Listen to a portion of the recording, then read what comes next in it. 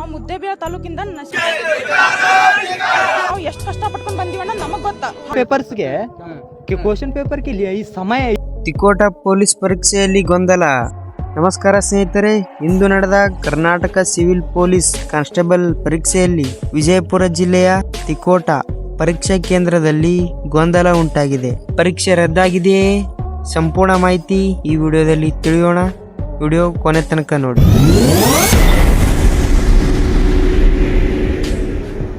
ಅಭ್ಯರ್ಥಿಗಳು ಏಕೆ ಆಕ್ರೋಶ ವ್ಯಕ್ತಪಡಿಸಿದರು? ಇಂದು ನಡೆದ ಕರ್ನಾಟಕ ವಿವಿಧ ಜಿಲ್ಲೆಗಳಲ್ಲಿ ಸಿವಿಲ್ ಪೊಲೀಸ್ ಕಾನ್ಸ್ಟೇಬಲ್ ನೇಮಕಾತಿ ಲಿಖಿತ ಪರೀಕ್ಷೆ ನಡೆಯಿತು. ಸಾವಿರಾರು ಅಭ್ಯರ್ಥಿಗಳು ಪರೀಕ್ಷೆಯಲ್ಲಿ ಭಾಗವಹಿಸಿದರು. ಆದರೆ ವಿಜಯಪುರ ಜಿಲ್ಲೆಯ ತಿಕೋಟ ಶಾರದಾ ಶಾಲೆ ಪರೀಕ್ಷಾ ಕೇಂದ್ರದಲ್ಲಿ ಕೆಲವು ಅಭ್ಯರ್ಥಿಗಳು ಪರೀಕ್ಷಾ ಪ್ರಕ್ರಿಯೆಯಲ್ಲಿ ವಿಳಂಬ ಹಾಗೂ ವ್ಯವಸ್ಥೆ ಬಗ್ಗೆ ಅಸಮಾಧಾನ ವ್ಯಕ್ತಪಡಿಸಿದ್ದಾರೆ. ಈ ಕಾರಣದಿಂದ ಕೆಲ ಕಾಲ ಗೊಂದಲ ವಾತಾವರಣ ನಿರ್ಮಾಣವಾಯಿತು. ಸ್ಥಳಕ್ಕೆ ಸಂಬಂಧಿಸಿದ ಅಧಿಕಾರಿಗಳು ಮತ್ತು ಪೊಲೀಸರು ಆಗಮಿಸಿದರು. ಅಭ್ಯರ್ಥಿಗಳು ಆಕ್ರೋಶ ವ್ಯಕ್ತಪಡಿಸಿದ್ದಾರೆ. ವಿಡಿಯೋ ಹಾಕ್ತೀವಿ, ನೋಡ್ಕೊಂಡು ಬನ್ನಿ. ನಾವು ಮುದ್ದೇಬಿಹಾಳ ತಾಲೂಕಿಂದ ನಸೀಬ್ನಾಗ 4 ಗಂಟೆಗೆ ಎದ್ದು ಎಕ್ಸಾಮ್ ಬರಿಬೇಕಂತ ಬಂದೇವ್ರಿ. ಅದ ಆಗಿರೋ ಕಷ್ಟಗಳೆಲ್ಲ ನಮಗ್ ಗೊತ್ತಾ. ಎಕ್ಸಾಮ್ ಬರಿಬೇಕಂತೇಳಿ ನಾವು ಎಷ್ಟು ಕಷ್ಟ ಪಟ್ಕೊಂಡ್ ಬಂದಿವಣ್ಣ ನಮಗ್ ಗೊತ್ತಾ. ಹಾಲ್ ಟಿಕೆಟ್ ಒಳಗ್ ಮೆನ್ಷನ್ ಆಗಿರೋ ಟೈಮು 10:15 ಅಂತ ಮೆನ್ಷನ್ ಆಗಿದೆ. 10:15 ಎಲ್ಲ 11 ಗಂಟೆ ಆದ್ರೂ ನಮಗ್ OMR ಇಲ್ಲ, ಕ್ವಶನ್ ಪೇಪರ್ ಇಲ್ಲ. ನಾವು ಬಂದಿರೋದಕ್ಕೆ ಟೈಮ್ ಸೆನ್ಸ್ ಇಲ್ವಾ? ಟೈಮ್ ಸೆನ್ಸ್ ಇರ್ಬೇಕು ತಾನೆ. ನಾವು 10 ನಿಮಿಷ ಲೇಟ್ ಆಗಿ ಬಂದ್ರೆ ಸ್ಟೂಡೆಂಟ್ಸ್ ನ ಒಳಗ್ ಸೇರ್ಸಲ್ಲ. ಮೊನ್ನೆ ಎಕ್ಸಾಂಪಲ್ ನೋಡಿದ್ವಿ, 2 ನಿಮಿಷ ನೀಟಾಗಿ ಲೇಟ್ ಆಗಿ ಬಂದಿದ್ದಕ್ಕೆ ಅವ್ಳು ಮಾತನ್ನ ಮಾಡ್ಕೊಳ್ಳ ಅಂತ ಎಕ್ಸಾಂಪಲ್ ಎಲ್ಲ ನಾವು ನೋಡ್ತೀವಿ. ಅರ್ಧ ಗಂಟೆ 1 ಗಂಟೆ ಲೇಟ್ ಮಾಡಿದ್ರೆ ಅವ್ರಿಗೆ ಏನು ಇಲ್ಲ. ಕ್ವಶನ್ ಪೇಪರ್ ಕೊಟ್ಟಿಲ್ಲ, OMR ಶೀಟು ಕೊಟ್ಟಿಲ್ಲ.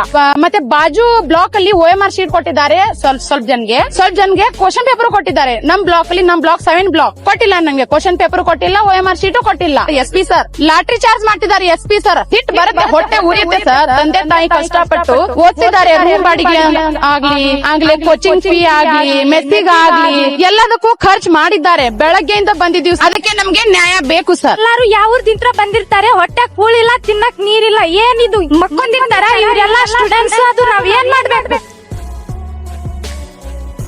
ಸರ್? ಈ ಒಂದಿನ 3-4 ವರ್ಷ ಐತ್ರಿ ಸರ್. ಈಗ ಓದಲಿಕ್ಕೆ ಪಿರಿಡಿ ಬಂದ್ರಿ ಸಬ್ಜೆಕ್ಟ್ DRS ಸರ್ ನಂದು 0.5 ಬಂದಿನ್ರಿ. ನಾ ಈ ಸಲ ನಾ ಓದಿನಿ, ಶ್ರಮಪಟ್ಟು ಬಂದಿನ್ರಿ. ಈ ಸಲ ನನಗೆ ನ್ಯಾಯ ಸಿಗ್ಲಿಕ್ಕೆ ಅಂದ್ರೆ ನಾ ಸೈತ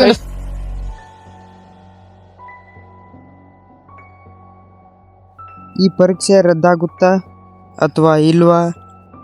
ಸರ್ಕಾರದಿಂದ ಬರುವ ಪ್ರತಿಕ್ರಿಯೆ ಕಾದು ನೋಡಬೇಕು. ಇವತ್ತು ಈ ಶಾರದಾಂಬಾ PU ಕಾಲೇಜ್ ತಿಕೋಟದಲ್ಲಿ ಪೊಲೀಸ್ ಕಾನ್ಸ್ಟೇಬಲ್ದು ರಿಕ್ರೂಟ್ಮೆಂಟ್ ಎಕ್ಸಾಮ್ ಇತ್ತು. ಒಟ್ಟು ಜಿಲ್ಲೆಯಲ್ಲಿ 61 ಕೇಂದ್ರಗಳ ಪೈಕಿ ಇದು ಕೂಡ ಒಂದು ಕೇಂದ್ರವಾಗಿತ್ತು. ಬೆಳಗ್ಗೆ 9:00 ಅಲ್ಲಿ ಟೈಮಿಗೆ ಇಲ್ಲಿ ಬಂದು ಪ್ರಶ್ನೆ ಪತ್ರಿಕೆಗಳು ರೀಚ್ ಆಗಿದ್ದು, ತದನಂತರ ಇಲ್ಲಿ ಸೆಂಟರ್ ಸೂಪರ್ವೈಸರು SOP ಪ್ರಕಾರ ಆ ಪೇಪರ್ಸ್ಗಳನ್ನು, ಕ್ವಶನ್ ಪೇಪರ್ಸ್ಗಳನ್ನು ಪ್ರತಿಯೊಂದು ಕೊಠಡಿನಲ್ಲಿರುವಂತಹ ವಿದ್ಯಾರ್ಥಿಗಳಿಗೂ ಕೂಡ ಅದನ್ನು ಕೊಟ್ಟು ಓಪನ್ ಮಾಡಿ ಫಸ್ಟ್ ಡಿಸ್ಟ್ರಿಬ್ಯೂಟ್ ಮಾಡಿದ್ದಾರೆ. ತದನಂತರ OMR ಶೀಟ್ಗಳು ಕೂಡ ಅದರ ಡಿಸ್ಟ್ರಿಬ್ಯೂಷನ್ ಆಗಿದೆ. ಆ ಸಂದರ್ಭದಲ್ಲಿ ಕೆಲವು ವಿದ್ಯಾರ್ಥಿಗಳು ಅವರಿಗೆ ಕೊಟ್ಟಿರುವಂತ OMR ಶೀಟ್ನಲ್ಲಿರುವಂತಹ ನಂಬರು ಮತ್ತೆ ಪ್ರಶ್ನೆ ಪತ್ರಿಕೆಯಲ್ಲಿರುವಂತಹ ನಂಬರು ಹೊಂದಾಣಿಕೆ ಆಗ್ತಾ ಇಲ್ಲ ಅನ್ನುವಂತಹ ಒಂದು ಕಾರಣ ಅವರು ನಾವು ಪರೀಕ್ಷೆ ಬರೆಯಲ್ಲ, ಇದು ಒಂದಕ್ಕೊಂದು ತಾಳೆ ಆಗ್ತಾ ಇಲ್ಲ ಅಂತ ಹೇಳಿ ಕೆಲವು ಜನರು ಆ ಪ್ರಶ್ನೆ ಪತ್ರಿಕೆ ಎಲ್ಲ ಮಾಡಿ ಹೊರಗಡೆ ಬಂದ್ಬಿಟ್ರು. ಹೊರಗಡೆ ಬಂದಾದ್ಮೇಲೆ ಇಲ್ಲಿ ಸೆಂಟರ್ ಸೂಪರ್ವೈಸರು ಮತ್ತೆ ಚೀಫು ಎಲ್ಲರೂ ಈ ರೀತಿಯಾದಂತಹ KEA SOP ಪ್ರಕಾರ ಒಂದು ಪ್ರಶ್ನೆ ಪತ್ರಿಕೆ ಮತ್ತೆ ಅದರಲ್ಲಿ ಏನು OMR ಸೆಪರೇಟ್ ಇರ್ತದೆ, ಅದು ಎರಡಕ್ಕೂ ಕೂಡ ಒಂದೇ ನಂಬರ್ ಇರಬೇಕಂತ ಇಲ್ಲ. ಕ್ವಶನ್ ಏನು ಪೇಪರ್ ಇರ್ತದೆ ಅದರಲ್ಲಿ ಬೇರೆ ಬೇರೆ ವರ್ಷನ್ ಕೋಡ್ ಇರ್ತದೆ. A1, A2, A3, B1, B2, B3 ಅಂತ ಹೇಳಿ ಆ ವರ್ಷನ್ ಕೋಡ್ ಆ ಪ್ರಶ್ನೆ ಪತ್ರಿಕೆಯಲ್ಲಿರುವಂತದನ್ನು OMR ಶೀಟ್ ನಲ್ಲಿ ನಮೂದು ಮಾಡಿಕೊಂಡು ಅವರು ಅಡ್ಮಿಟ್ ಕಾರ್ಡ್ ನಲ್ಲಿರುವಂತಹ ರಿಜಿಸ್ಟ್ರೇಷನ್ ನಂಬರ್ ಅನ್ನು ಕೂಡ ಅವರು OMR ಶೀಟ್ ನಲ್ಲಿ ನಮೂದು ಮಾಡಿಕೊಂಡು ಮುಂದುವರಿಸಬಹುದು. ಯಾವುದೇ ರೀತಿಯಾದಂತಹ ಟ್ಯಾಗಿಂಗ್ ಆರ್ ಬೈಂಡಿಂಗ್ ಇಲ್ಲ ಕ್ವಶನ್ ಪೇಪರ್ಗೂ ಮತ್ತೆ OMR ಶೀಟ್ ಅನ್ನುವಂತಹ ಮಾತನ್ನು ಹೇಳಿದ್ದಾರೆ. ಬೇರೆ ಬೇರೆ ಕಡೆನೂ ಈ ರೀತಿಯಾದಂತಹ ಒಂದು ಗೊಂದಲ ಇದ್ದಾಗ ಅಲ್ಲಿ ಇರುವಂತಹ ಸೆಂಟರ್ ಸೂಪರ್ವೈಸರ್ಸ್ ಅಂಡ್ ಚೀಫ್ಸ್ ಅದನ್ನು ಹೇಳಿದ ಮೇಲ್ಗಡೆ ವಿದ್ಯಾರ್ಥಿಗಳು ಮುಂದುವರಿಸಿಕೊಂಡು ಪರೀಕ್ಷೆಯನ್ನು ಬರೆದು ಸ್ಮೂತ್ ಆಗಿ ಕಂಪ್ಲೀಟ್ ಮಾಡಿದ್ದಾರೆ.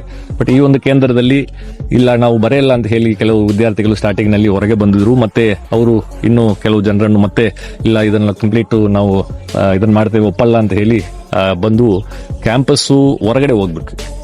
ಸೊ ಕ್ಯಾಂಪಸ್ ಹೊರಗಡೆ ಹೋಗ್ಬಿಟ್ರು. ಆದಾಗ್ಯೂ ಇಲ್ಲಿ ಶಾಂತಿಯುತವಾಗಿ ಸುಮಾರು 117 ವಿದ್ಯಾರ್ಥಿಗಳಿಗಿಂತ ಹೆಚ್ಚಿಗೆ ವಿದ್ಯಾರ್ಥಿಗಳು ಆ ಪರೀಕ್ಷೆಯನ್ನು ಮುಂದುವರಿಸಿಕೊಂಡು ಬರ್ಸ್ಕೊಂಡು ಬಂದಿದ್ದಾರೆ. ಮತ್ತೆ ಇವರು ಹೊರಗೆ ಹೋಗಿರುವಂತ ವಿದ್ಯಾರ್ಥಿಗಳು ಮತ್ತೆ ಅಲ್ಲಿ ಸಿಬ್ಬಂದಿಗಳು, ಪೊಲೀಸ್ ಸಿಬ್ಬಂದಿಗಳು ಅವರು ಮತ್ತೆ ನಾವು ಒಳಗಡೆ ನಮಗೆ ಅಲೋ ಮಾಡ್ಬೇಕಂತ ಹೇಳಿ ಒಂದು ಅಲ್ಲಿ ಗಲಾಟೆ ಆದಾಗ ಇಲ್ಲಿ ಇಲ್ಲಿ ಪ್ರಿಮೈಸಸ್ ಬಿಟ್ಟು ಹೊರಗಡೆ ಹೋಗಿದ್ದ ನಂತರ ಮತ್ತೆ ಒಳಗಡೆ ಬಂದ್ರೆ ಅದು integrity of the examination process violate ಆಗ್ತದೆ. ಎಕ್ಸಾಮ್ SOP ನಲ್ಲಿ ಆ ರೀತಿ ಮಾಡ್ಲಿಕ್ಕೆ ಅವಕಾಶ ಇಲ್ಲ. ಮತ್ತೆ ಅದು ಪ್ರಾಪರ್ಟಿ ಆಫ್ ದಿ KE ಆಗ್ತದೆ. ಈಗ ಅಡ್ಮಿಟ್ ಕಾರ್ಡ್ ನಲ್ಲೇ ಒನ್ ಆಫ್ ದಿ ಇನ್ಸ್ಟ್ರಕ್ಷನ್ಸ್ ತುಂಬಾ ಕ್ಲಿಯರ್ ಆಗಿದೆ. ಜನರಲ್ ಇನ್ಸ್ಟ್ರಕ್ಷನ್ಸ್ ಅಂತ ಇಲ್ಲ, ಪ್ರತಿಯೊಂದು ಅಡ್ಮಿಟ್ ಕಾರ್ಡ್ ನಲ್ಲೂ ಕೂಡ ಇನ್ಸ್ಟ್ರಕ್ಷನ್ಸ್ ಇದೆ.